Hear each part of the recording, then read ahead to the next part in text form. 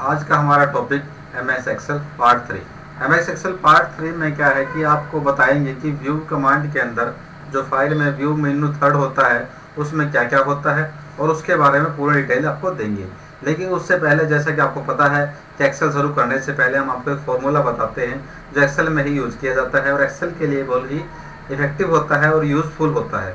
आज को जो हमारा टॉपिक है एक्सेल, उसके अंदर हम किस प्रकार से इंटरेस्ट कैलकुलेट कर सकते हैं। इंटरेस्ट कैलकुलेट करने के लिए हमें एक्सेल के अंदर क्या क्या यूज़ करना चाहिए, क्या नहीं करना चाहिए, उसके बारे में आपको बताते हैं। चलते हैं एक्सेल सीट के ऊपर और बढ़ाते हैं आपको आज एक्सेल कैसे यूज़ करनी है आपने इंटरेस्ट के लिए। सबसे पहले क्या होता है कि आप एक्सेल इंटरेस्ट यूज़ करना चाहते हैं और इंटरेस्ट यानी कि ब्याज का कैसे आप इसके अंदर मूल्यांकन यानी निकाल सकते हैं, वो कैसे। यदि मान लीजिए आपने यहाँ पे क्लिक किया और क्लिक करने के बाद आप हमारे इस एक्सेल सीट के अंदर लिखेंगे सबसे पहले प्रिंसिपल को मूलधन बोला जाता है, प्रिंसिपल। उसके बाद रेट ऑफ दर यानी कि रेट ऑफ इंटरेस्ट। उसके बाद आता है टाइम, टी लिखेंगे। मैं थोड़ा इसको बड़ा कर देता हूँ स्क्रीन को, आपको अच्छी तरह समझ में आएगा। उसके बाद होता है एस आई, सिंपल इंटरेस्ट यानी कि साधारण ब्याज। इसके द्वारा हम कहते हैं, मान लीजिए किसी 10,000 की वैल्यू के ऊपर आप रेट लगाते हैं 2% का, और 2% का रेट इंटरेस्ट लगाने के बाद आप एक महीने के लिए ब्याज निकाल रहे हैं, इंटरेस्ट निकाल रहे हैं। तो जो फॉर्मूला होता है हमारा इंटरेस्ट का, उसको बोलते हैं इक्वल के साथ हम ब्रैकेट स्टार्ट करेंगे और ब्रैकेट स्टार्ट करने के बाद पहले वाले पे क्लिक करके मल्टीप्लाई का निशान, उसके बाद 2 पे क्लिक करके मल्टीप्लाई का निशान और उसके 1 पे क्लिक करने के बाद डिवाइड। जैसा कि हम बताया जाता है 5वीं क्लास या उससे कम क्लासों में भी समझा दिया जाता है कि मूलधन गुणा दर गुणा समय और बटे में 100 करने के बाद हमारा ब्याज यानी कि इंटरेस्ट का फॉर्मूला निकल जाता है। उसी प्रकार जैसे principal multiply rate of interest multiply time is equal to 100, तो उसके करने के बाद आपका एस आई सिंपल इंटरेस्ट निकल जाता है। तो एंटर लगाएंगे तो यहाँ पे आपका इंटरेस्ट निकल जाएगा। इसी तरह से ऐसा आपको स्क्रीन पे दिखाया जा रहा है। उसके बाद ये देखिए आप यहाँ थोड़ी मिस्टेक हो गई थी, 100 की जगह 10 हो गया था। उसके बाद जब एंटर लगाते हैं तो 200 आपके सामने आ जाता है। उसके बाद देखिए जैसा स्क्रीन पे दिखाया जा रहा है आपको, फॉर्मूला दोबारा लगा रहा हूँ आपको मैं, जैसा आपको बताया गया है इक्वल का निशान। उसके बाद जो पहली हमारी वैल्यू है प्रिंसिपल मल्टीप्लाई करेंगे, उसके बाद रेट ऑफ इंटरेस्ट पे क्लिक करके मल्टीप्लाई करेंगे, फिर टाइम के क्लिक करके उसके बाद आपने डिवाइड का निशान लगाना है और पूरा 100 लिखना है। पहले वाले में थोड़ा मिस्टेक हो गया थोड़ा। उसके बाद आपने इसको बंद करना है और एंटर लगाने के बाद ओके करेंगे, यस करेंगे, तो आपकी जो इंटरेस्ट है 200 रुपीज़ पर मंथ आ जाता है।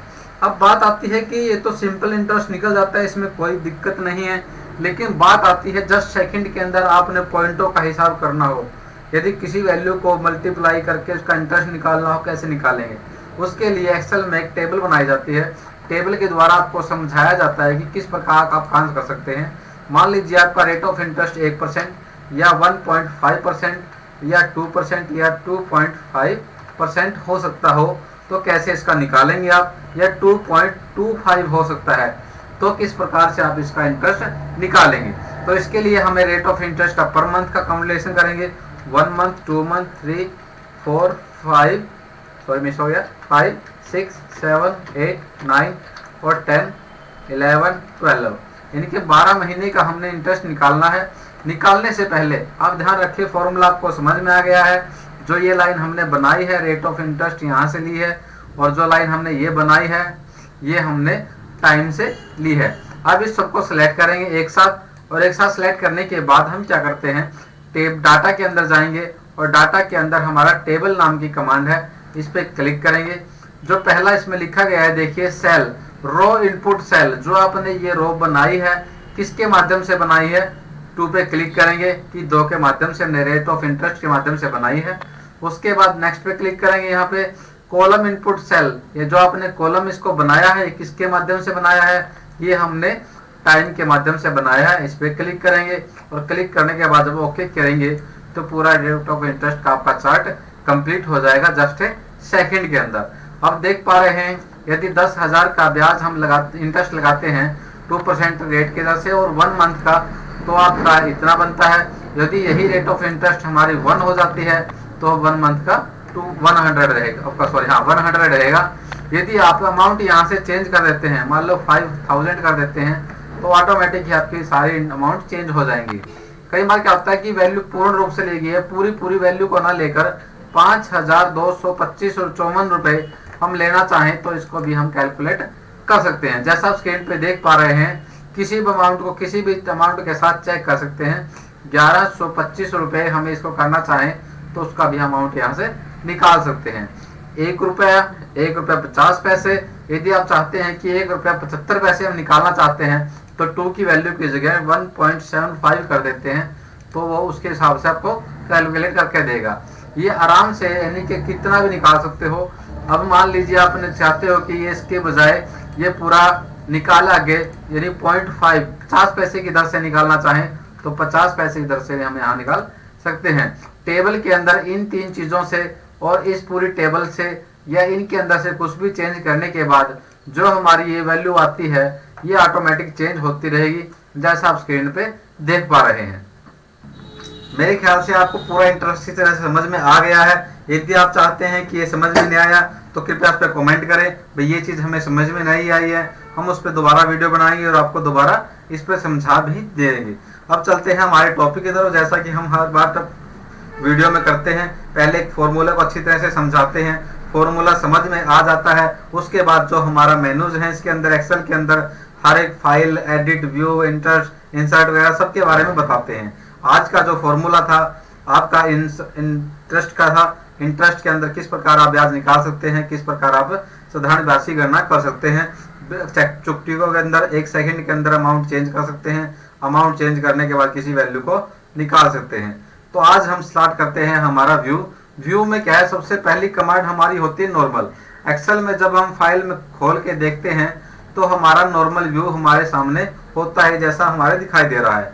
उसके बाद जो नेक्स्ट व्यू होता है हमारा पेज ब्रेक का, जहां तक हमने यूज किया है उस एक्सेल को शो कर देता है, जैसा स्क्रीन पे दिखाई दे रहा है आपको। यहाँ तक हमने इसको यूज किया है और आगे का मैटर हमारा ब्लैंक रहता है सीट का। इसको नीचे कर्सर के माध्यम से नीचे अप डाउन कर सकते हैं, लेकिन हमारा जो पेज ब्रेक रहता है वो इतना दिखाएगा जहां तक हम एक्सेल का यूज कर चुके हैं। अब उसके बाद नॉर्मल कर देते हैं, दोबारा से पूरी स्क्रीन हमारे सामने आ जाएगी। उसके बाद नेक्स्ट हमारा जो टॉपिक रहता है टास्क बार का, हमने इसको वर्ड में भी समझाया था आपको। क्लिक करेंगे, साइड में जो एरिया आता है इसको टास्क बार बोला जाता है।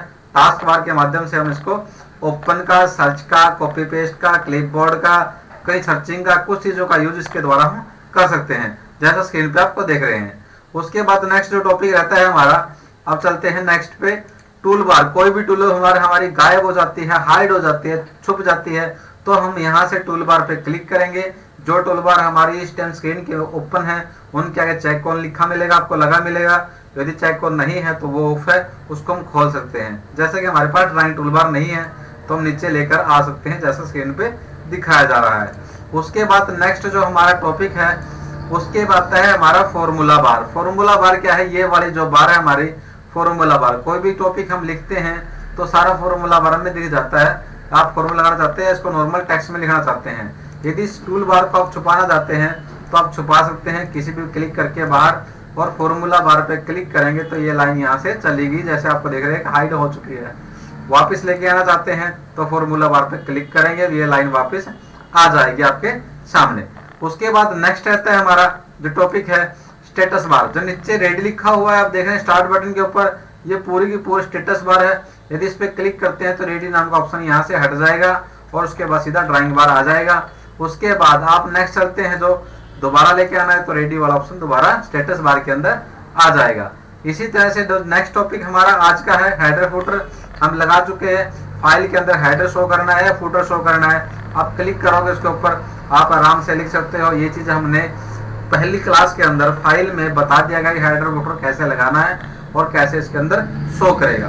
उसके बाद नेक्स्ट वाला जो टॉपिक रहता है आपका, देखिए तो नेक्स्ट वाला जो टॉपिक है आपका एडिट के अंदर ही है, सॉरी व्यू के अंदर ही है। व्यू के अंदर है कमेंट्स। कमेंट्स को शो करना, हाइड करना, ये कहां से डिसाइड होता है, ये हमारा इंसर्ट से अंश होता है। मान लीजिए हमने यहाँ कोई भी नाम लिखा, तो नाम लिखने के बाद ये इसका क्या चीज है इस पे सिलेक्ट करेंगे और इंसर्ट पे जाके कमेंट पे क्लिक करेंगे, कमेंट पे कुछ भी लिख दिया हमने भी ये चीज़ उसके बारे में डिटेल है और ये चीज़ ये है, तो उसके बारे में जब इस पे कर्सर पे लेके जाते हैं शो करता है, और इस पे कर्सर पे क्लिक नहीं करते तो हट जाता है। इसको परमानेंट शो रखना आपने, तो परमानेंट शो रखने के लिए व्यू पे जाकर आप आराम से इसके कमेंट के ऊपर क्लिक करेंगे और ये परमानेंट आपका शो हो जाएगा मैसेज बॉक्स। इसमें क्या रहेगा, जो भी आपने कमेंट किया है वो कमेंट सारा इसके अंदर आराम से आ जाता है। जैसा स्क्रीन पे आप देख पा रहे हैं, कमेंट के अंदर व्यू में जो कमेंट है, हमारे कमेंट्स को शो एंड हाइड करने का एक कमांड है, जिससे जितने भी कमेंट हमने किए हैं सारे शो कर देता है और सारे कमेंट को हाइड कर देता है। कस्टम व्यू में क्या है, इसके अंदर कुछ वर्ड ऐसे होते हैं जिसको अपना अपनी मर्जी से देख सकते हैं, वो कस्टम व्यू के अंदर आएंगे। कस्टम व्यू कैसे बनाएंगे, क्लिक करेंगे, इनके अंदर कुछ वर्ड ऐड करने होते हैं। मान लीजिए हमने यहाँ पे राम लिखा, और राम लिखने के बाद हमने बनाया कस्टम व्यू, राम पे सिलेक्ट क्लिक किया, ये सेल हमारे सामने आ गया, और उसके बाद हम कस्टम व्यू पे गए और ऐड किया हमने किस वर्ड को, RAM को, क्योंकि हमने राम वहां पे लिखा है। उसके बाद नीचे चले जाते हैं लाइन के ऊपर, और लाइन के ऊपर जाने के बाद हम लिखते हैं यहाँ पे गीता। गीता लिखने के बाद यहाँ पे भी कस्टम व्यू बनाते हैं। गीता के ऊपर कस्टम व्यू पे क्लिक किया और ऐड किया इसको, और यहाँ लिखा गीता। गीता लिखने के बाद जब ओके किया तो अब देखिए हमारा कर्सर कहीं भी नहीं है, पेज के खाली शीट पे पड़ा है। हम चाहते हैं राम या सीता में किसी चीज को शो करें, तो हम क्या करते हैं, कस्टम व्यू पे जाकर हम राम वाले पे क्लिक करके इसको शो करेंगे यहाँ से, तो देख कर्सर आपका राम वाले ऑप्शन पे चला गया। इसी तरह से कस्टम व्यू पे जाएंगे हम और दोबारा से गीता पे क्लिक करके शो करेंगे तो हमारा कर्सर गीता वाले ऑप्शन पे चला जाएगा। यही इसका कस्टम व्यू का यूज है। उसके बाद है फुल स्क्रीन। अपने स्क्रीन को जैसे टूल बार्स वगैरह हटा के देखना हो तो कस्टम व्यू पे क्लिक करेंगे, हमारी सारी टूल बार हट चुकी है, सिर्फ हमारी रो जो हमारे सामने है और हमारा कॉलम जो हमारे सामने है ये दिखाई देता है, बाकी सारा कुछ हाइड हो जाता है। उसके बाद आता है नेक्स्ट हमारा जूम, कितना इसको बड़ा करके देखना है, कितना नजदीक करके देखना अपना है। इसको करने के लिए आप कंट्रोल दबाकर जूम को आगे पीछे भी कर सकते हो, और या फिर व्यू में जाकर आप जूम पे क्लिक करेंगे, परसेंटेज के हिसाब से अपना आगे पीछे का साइज भी डिसाइड कर सकते हैं, कितना आप नजदीक देखना आपने, कितना इसको दूर जाके देखना है। जूम के द्वारा आप 100% पे करें, आप 76% पे करें, 50% पे करें, आराम से कर सकते हैं। इस प्रकार जो आज का टॉपिक हमारा व्यू का था वह कंप्लीट हो चुका है। कोई डाउट हो तो प्लीज कमेंट करें, यदि डाउट ना हो तो प्लीज विशेष आपकी देते रहें और वीडियो को शेयर करते रहें, और आगे से आगे जो बच्चों को जिनको जरूरत है एक्सेल सीखने की वो हमारे चैनल पर आकर एक्सेल सीख सकते हैं। थैंक यू, धन्यवाद, जय हिंद।